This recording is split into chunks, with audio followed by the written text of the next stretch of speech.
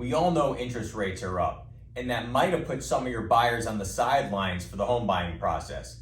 However, are you familiar with short-term buy downs that are available to get them a lower than market interest rate for the first couple of years of their mortgage? You might be hearing about 2-1 buy downs as become more and more popular in this higher rate environment.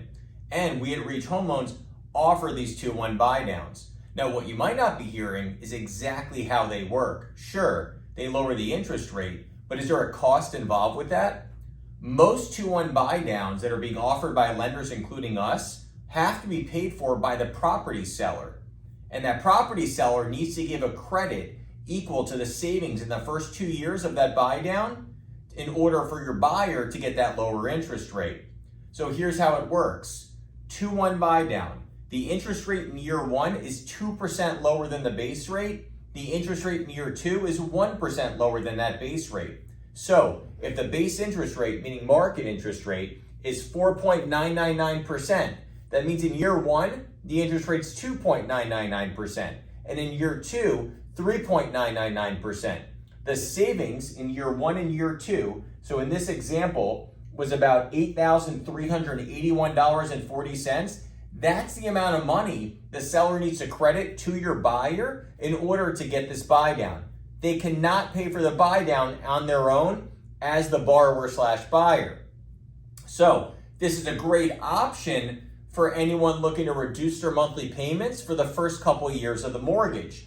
This is not going to save your buyer money on their closing costs. So their out-of-pocket expense at the time of closing will be exactly the same as if they weren't doing a buy down. So is this the right option for them? Or would a seller credit of this amount of money be more beneficial? Well, let's take a look at that. The benefit of a seller credit of $8,381 is going to reduce your buyer's closing costs and their out-of-pocket expenses immediately at the time of closing. They're not having to wait 2 years to realize that full savings as you do with the 2-1 buy down.